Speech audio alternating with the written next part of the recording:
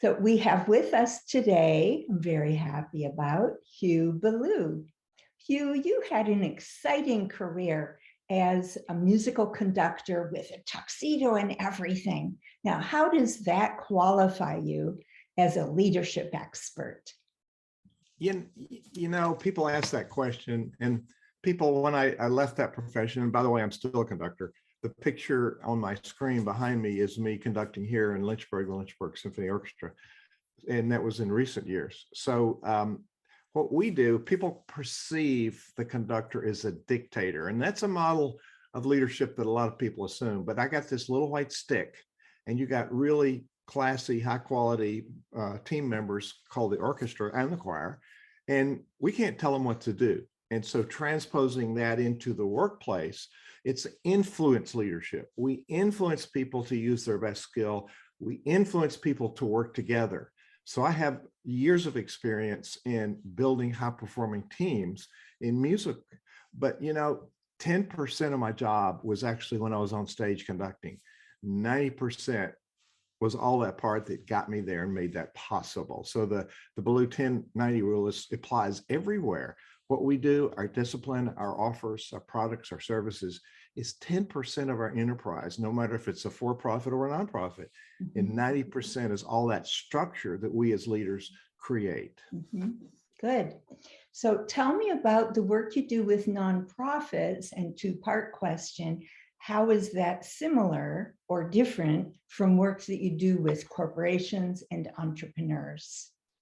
Actually, it's exactly the same thing. It's a lot more difficult in the nonprofit and the religious communities like synagogues and churches, because you have all the volunteer people, and we have lots of erroneous assumptions related to the word nonprofit.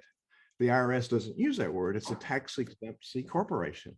And I like to say it's a for-purpose enterprise. Our business is a for-profit enterprise, and we focus on profitability, and we still need to generate the business revenue with our 501c3 tax-exempt organizations. That excess capital, the proceeds, goes back into the organization. Of course, it's not distributed to any stockholders because there are none. But the fundamental leadership principles are possessing a vision, building the skills to lead that initiative to that vision, surrounding yourselves with capable people, and being able to lead those people. And we tend to want to do too much as leaders. And in any segment, corporate America, nonprofit, religious leaders, we get burned out because we overfunction. We do things that other people could do. And it's our job to be clear on the vision, be clear on the outcomes we want, and then learn to delegate. So all of that is central to leadership as a discipline, and it applies everywhere. So the conductor is not blowing a horn. We don't or playing an instrument. Now, and too many leaders want to do the work. You hire somebody to do marketing and you tell them how to do it.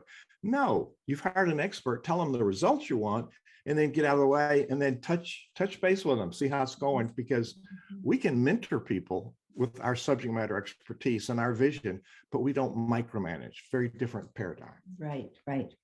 Okay, now you mentioned some principles. Could you restate those? And if I got it right, there are 4, if I got it right. And please restate those principles. And the next part of this 2-part question, what's important about each?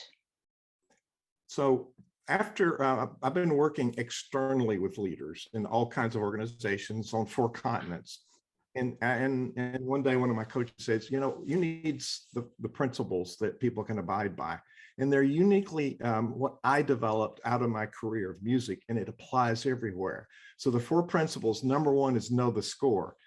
That's our strategic plan. That's our conductor's score. Everything that happens is on my music stand, and everybody in the orchestra and the choir has their part of it. And so know the score is about, in a non-musical term, foundations. The foundation is be able to articulate your vision, be able to communicate to people what you want, and have the skill to pull it off. So foundations is number 1. Know the score. Music is foundation. Number 2, hire the best. I don't want to get in front of a bunch of poor musicians because we're going to have a poor concert. So I hire the very best people. So it's about relationships. We get people on our team that are very skilled, and we continue to work on relationships because leadership is founded in relationships. So foundations is where we're going, our skills. Relationships is who. Now they've got a plan, they can go there. Now the train wreck happens with number 3, rehearse for success. The best musical ensembles in the world rehearse for every performance. We fine tune our skills. We don't do that in the workplace. We do bad meetings. So the third one is about systems, effective systems. We have worthy work, we have skilled people, and then we have a train wreck. We put them into bad meetings. We put them into the flawed annual review. We put them into systems that we can't let them function up to their abilities. And the last one, number 4, is makes all the other parts work. It's value the rests. Rests in music or punctuation. It's a very emphatic moment. It's not absence of sound. It's a very profound, carefully calculated moment. So that's about balance. If we work all the time, we're burned out and we're no good. So the balance piece is really important, managing self so that we can lead our organization. Wow, that makes such great sense. So how about in today's post-pandemic world, what unique challenges do all leaders face? We I think Henry Ford said obstacles are what we see when we take our mind off our goals. And so we were kind of lazy and fat and sassy before this. We had lots of wiggle room, and dollars were flowing. Nonprofits were struggling. People were being burned out. But we had this hard stop with this thing called the pandemic, and we had to rethink everything. So that was the downside. The positive side is we can let go of things that we shouldn't have been doing. We felt obligated to prop up things that weren't working, products that we're selling, nonprofit programs that maybe we were propping up and we shouldn't have been doing. It's time to reset, reinvent, and revise what we're doing. And it's a new day. We're never going back to normal. There's no new normal. There's a radical, and it's taking what we know, fine tuning it, and we have endless opportunities if we see opportunities. So it's the pressure is on us as leaders, the honor is on us as leaders, and the value is on us as leaders to lead the charge to a new era of highly effective empowering of teams to accomplish the vision that we've been called to lead as leaders. Would you say we're now in a downward trend and that leaders are struggling with that? And if so, then what are your recommendations? It's all over the board. What I find in any segment is that leaders that are stepped up and committed to raising the bar on their own performance, because if we don't raise the performance on ourselves, there's no way that the organization can step up. John Maxwell, in his law of the lid, said, our organization can only function as high as our ability to lead. And so the leaders that are stepping up have organizations that are thriving. And businesses, religious institutions, nonprofits, the ones that are doing well are doing very well because they've revisited their calling, they've set up new programs, and we're on Zoom. Well, Zoom has opened up new opportunities for us. We're back to meeting for live. Everyone. Yeah, so it's opportunities. So people, I mean, the school kids don't like it because there's no snow days here anymore because they still could have schools. But it opened up opportunity. It does not replace face-to-face meetings. But I find that the leaders that have stepped up and led teams to the new vision are doing really well. And there's a lot of money in the economy that hasn't been purposed. And so we attract money because we learn how to attract it. And it's not about the money, but we build a car. It's our strategy. And then we learn to drive it. That's our leadership.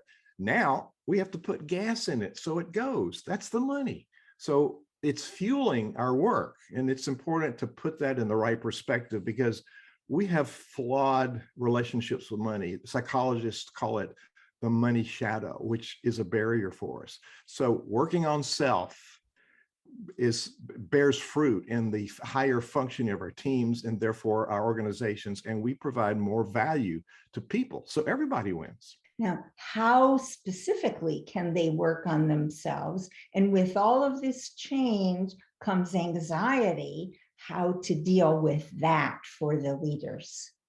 And anxiety is contagious. It's very contagious. You think of a cow in a pasture with a bunch of cows, and one cow hits that electric fence and starts making noise and running across the field.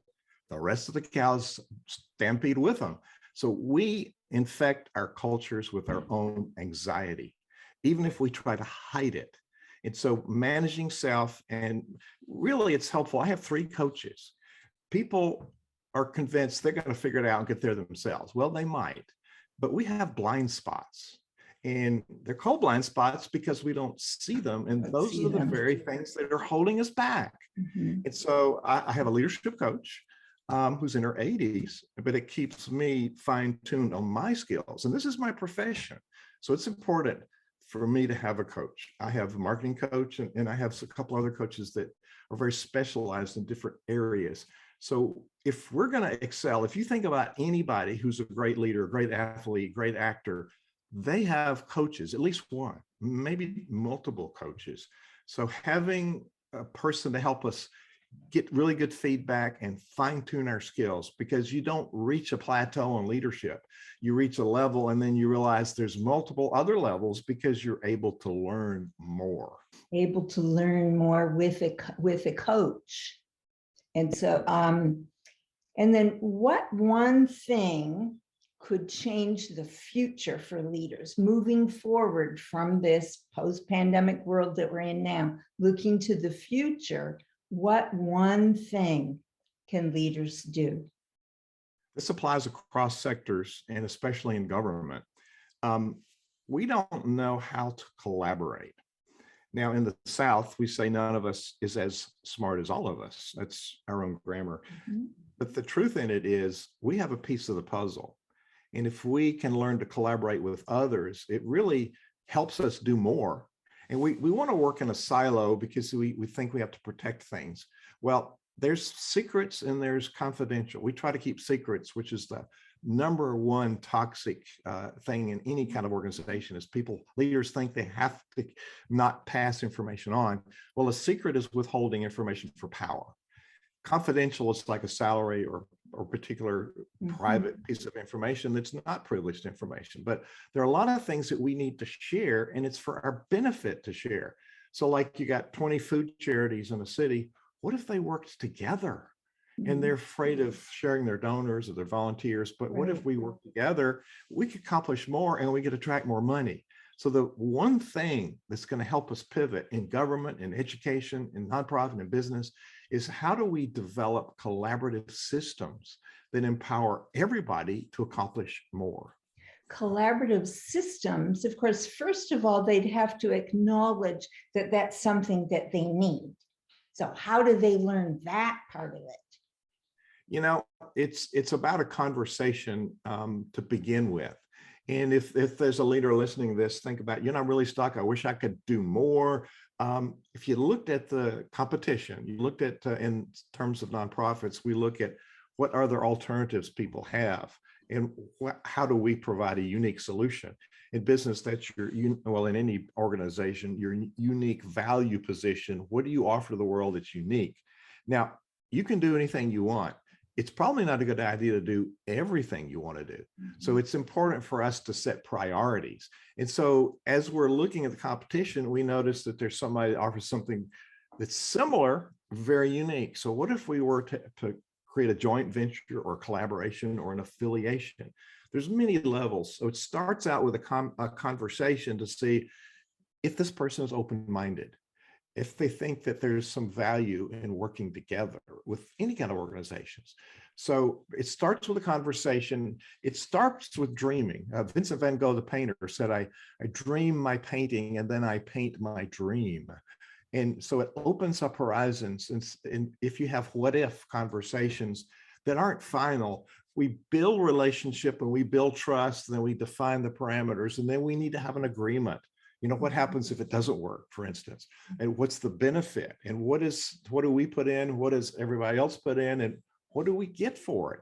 So we have the conversation about that. Stuart Levine has a book called The 10 Essential Elements of Agreements, and we go through all those pieces of agreement. So when we get to number 10, it's a slam dunk. It either works or it doesn't work. So it starts with a conversation, exploring possibilities. leaders are three things. Leaders get things done. Leaders know how things get done. If they don't know, they figure it out. That's why we're leaders. And three, leaders are influencers. So we step up with other leaders and we influence them, and it elevates everybody. Can you give an example of companies that we might be familiar of where there are collaborations happening? That's a good question. And I need to do some research on what some current ones are. But in the past, I have led initiatives in wherever I lived to pull groups together and work together. For instance, the nonprofit I founded, Center Vision Leadership Foundation, will go into an area and we'll do our leadership empowerment symposium. And we'll collaborate with the Chamber of Commerce, with a local community foundation, with a local university, maybe a local religious institution. I've done it at churches and synagogues and other organizations. So everybody wins because we create the energy field. When I leave, the people that came have a new relationship, and they're automatically collaborating because they've learned some values in coming together and sharing information. So that's how I foster collaboration in communities, where I've done 22 of these around the country. And when I leave, people have new relationships and they start developing a new pathway to collaborating. You mentioned the first step is having a conversation. It seems like before that first step is a conversation for the leader to have with themselves, maybe their key people, to get them thinking, hey, we live in this competitive world, but we really want to cooperate.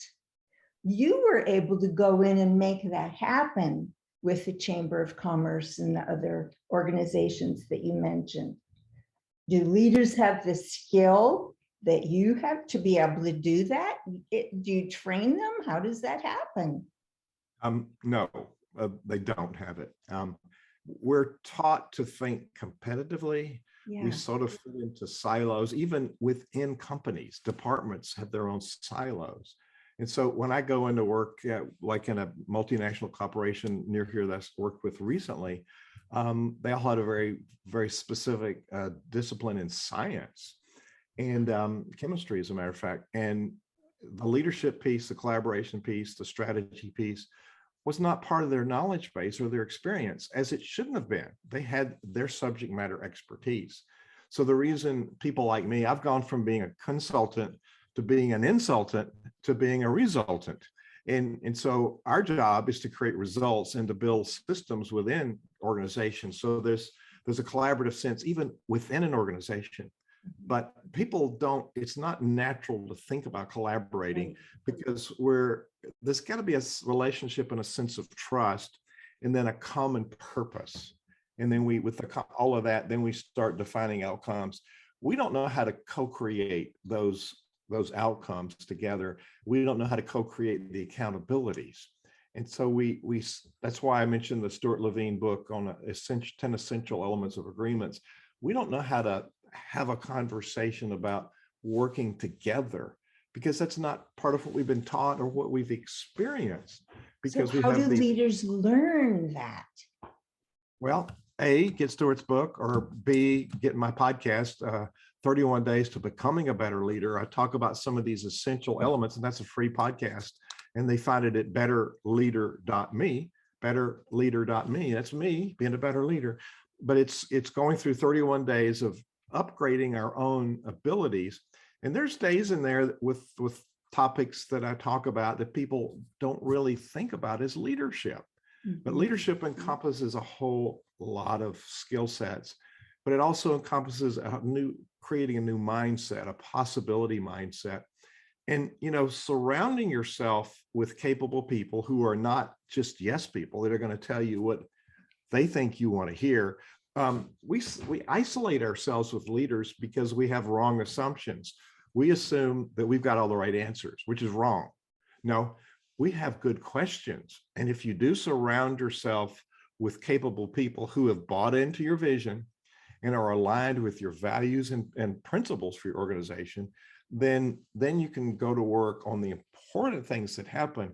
But we don't even build those systems. When we do our strategy, We look at the skill sets, the competencies that we need to recruit for, but we Mm. also define our core values. And I take it the next level, there's guiding principles. How do you take those core values and write statements that people can use to make decisions together? So we're aligned in the basic principle of making decisions.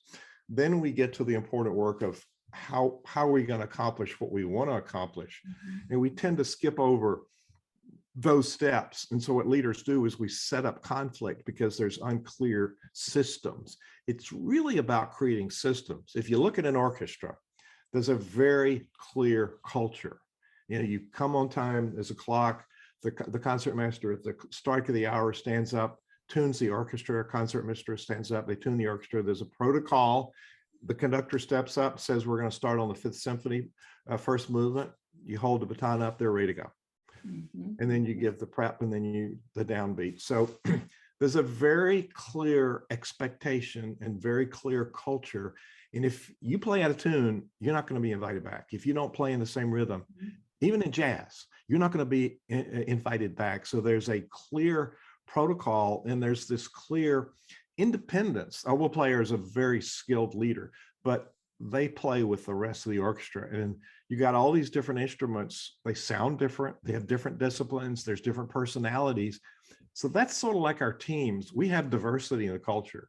We don't know how to be inclusive of those different disciplines, the different perspectives. So it's about the leader understanding the people, getting to know the people, and then allowing the space for everybody in the culture to function at a high level. Those are not skills that we're born with. Right. We must learn fundamental skills, and this whole collaborative piece is something that we must learn. And so I have in that podcast, there's resources for people to begin to learn and discover what's missing, because we're limited by our own knowledge, where our effectiveness is limited. And then back to the blind spots, there's things holding us back that we can't see. So having an outside advisor, a sounding board, somebody that's going to tell you what you need to hear, regardless if you want to hear it or not, they tell in a way that's constructive and helpful. And only the open-minded leader is going to benefit from that. If you're closed, if you don't take input from your team, you know, you're stuck. Right. Open-minded and results-oriented, like you have said. Open-minded and results-oriented. So I found some of your podcasts by going to your website, hughballou.com. Where else can people find it? Well, my other podcast is on my brand is Center Vision. It's the synergy combined with vision. So you develop synergy through clarity of vision, and you build synergy around the vision. So it's centervisionleadership.org. But you can get to the other podcast it's called The Nonprofit Exchange, THE, nonprofitexchange.org. And that will take you to the website. It'll take you specifically to the page for that podcast. And it's basic leadership. We're using language for nonprofit leaders and clergy, but it's fundamental leadership. And I have 300 episodes over 8 years, and there's some profound wisdom over those interviews over those years. I also saw on your website about the community that you have. Can you share, please, a little bit about that? That's back to the Southern thing. None of us, you know, if we combine our resources, we don't know it all. And we can learn from each other, we can share, we can help each other.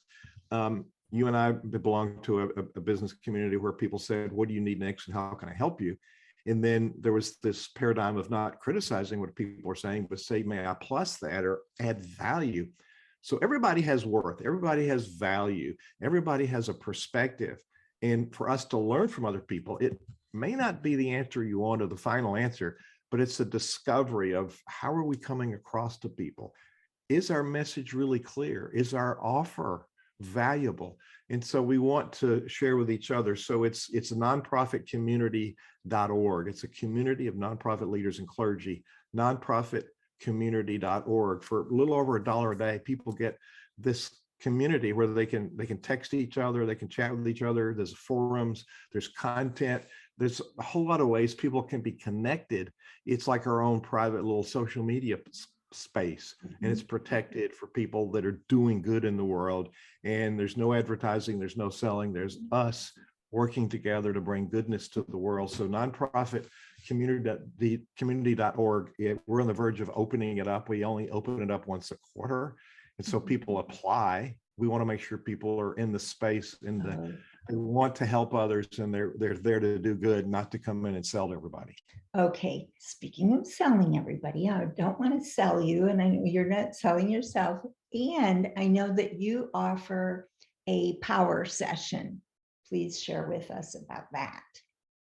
Yes, if anybody's leading anywhere, and it's open to anybody who speaks English, and I have clients on 4 continents, and there's versions of English, Australian English, British English, Bahamian English. So it's really fascinating to explore those. But HughCalendar.com. It's my name, Hugh, the word calendar.com. Let's go 25-minute discovery session. It's a free consultation. HughCalendar.com. Choose a time. And then when we start that conversation, just give me a brief description of what your issue is and what you want to accomplish. And it's not a good idea to talk for 20 minutes and give me 5 minutes to help you. Give me an idea of what you want to get out of this conversation. Give me some data, then we can have some conversation. It's not a selling session. It's really, how can I bring value to you in your work? And that's you, all about giving value. I just love that about you.